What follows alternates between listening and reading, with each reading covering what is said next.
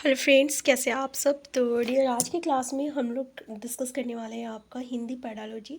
हिंदी पैडालॉजी से 15 मार्क्स का क्वेश्चन रहेगा। 15 मार्क्स का जो क्वेश्चन रहता है ये हमारा पैसेज से रहता है, तो जो कि बहुत ही ईजी रहता है। आप इजीली जो है आपका गेन कर सकते हैं, क्योंकि एक आध दो रहेगा ग्रामर, ठीक है। बाकी जो रहेगा पैसेज से रहता है। तो चलिए, आज का क्लास में हम लोग 15 मार्क्स का जो पैडालॉजी रहता है, चलिए कैसा क्वेश्चन एग्जाम में रहता है डिस्कस करते हैं। पहला क्वेश्चन है आपका, भाषा के पाठ्य पुस्तक में डैश से संबंधित पाठ्य होने चाहिए। विज्ञान, संस्कृति, साहित्य और ये सभी। तो अगर देखिए भाषा के पाठ्य पुस्तक में आपको पता है कि इसमें जो है ना सभी प्रकार के जो है पाठ्य होना चाहिए, ठीक है। आंसर डी हो जाएगा। तो ये बात को याद रखिएगा कि भाषा की जो पाठ्य पुस्तक होती है उसमें विज्ञान, संस्कृत और साहित्य, ये तीनों को हम लोग रिलेट करके पढ़ा सकते हैं। तो हमारा आंसर डी हो जाएगा। नेक्स्ट है, स्वाभाविक अभिव्यक्ति, कल्पनाशीलता, कौशल और सोच को विकसित करना। पहला है, भाषा शिक्षण का एकमात्र उद्देश्य है। दूसरा, भाषा शिक्षण का उद्देश्य नहीं है। तीसरा है, भाषा शिक्षण का एक महत्वपूर्ण उद्देश्य। बिल्कुल, ये एक महत्वपूर्ण उद्देश्य है। आंसर थर्ड हो जाएगा।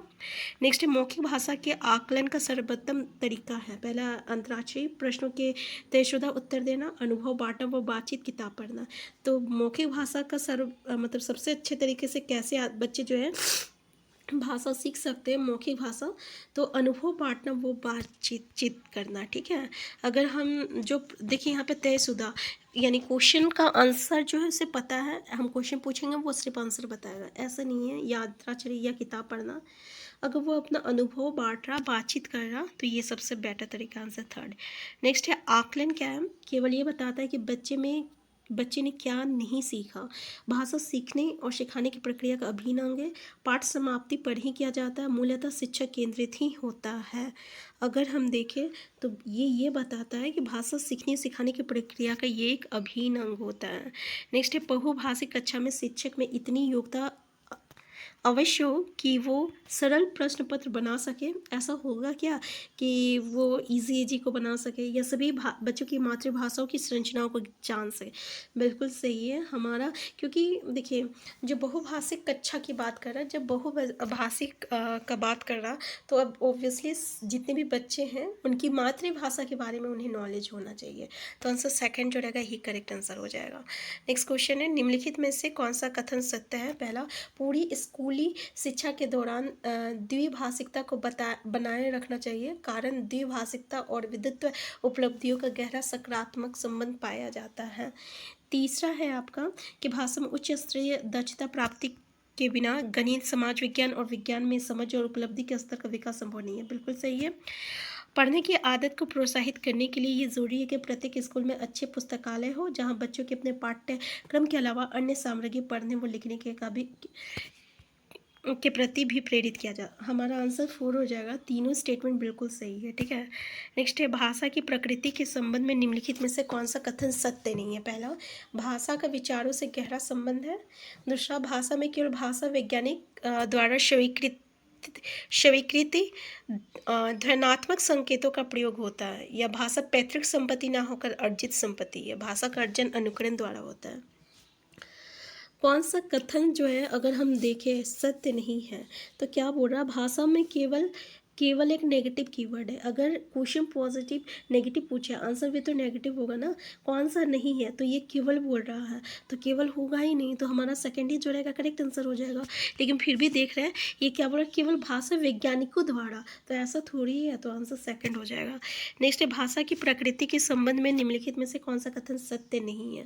पहला, प्रत्येक भाषा की अपनी अलग से एक संरचना हो। दूसरा, भाषा संस्कृति और सभ्यता से जुड़ी होती है।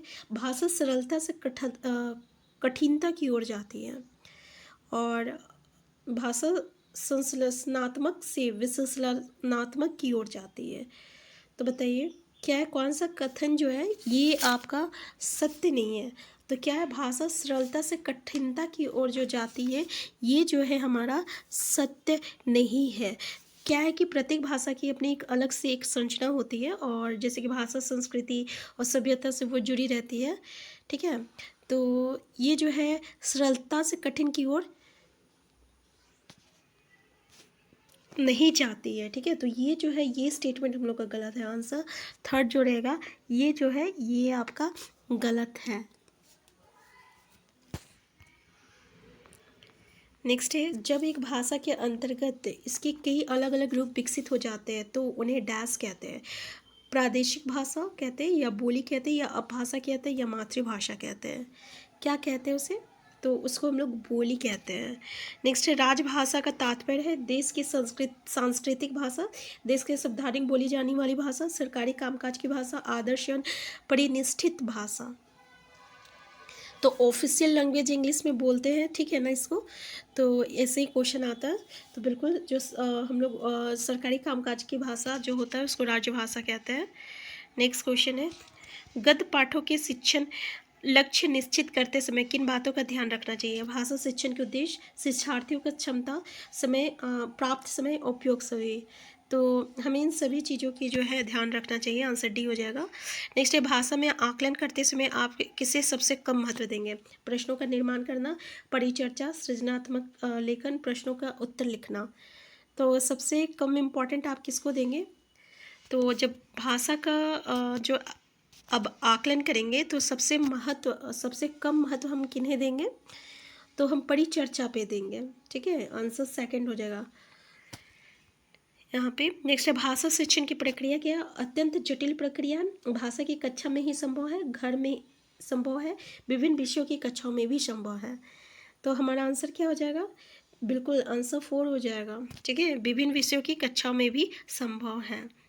नेक्स्ट है, द्वितीय भाषा के रूप में हिंदी सीखने का मुख्य उद्देश्य क्या है? मानक हिंदी लिखने में निपुणता प्राप्त करना, हिंदी और अपनी मातृभाषा के अंतर को कंठस्थ करना।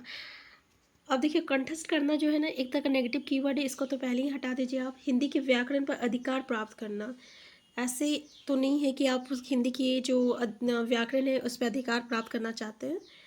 तो हमारा आंसर क्या हो जाएगा? दैनिक जीवन में हिंदी में समझने तथा बोलने की।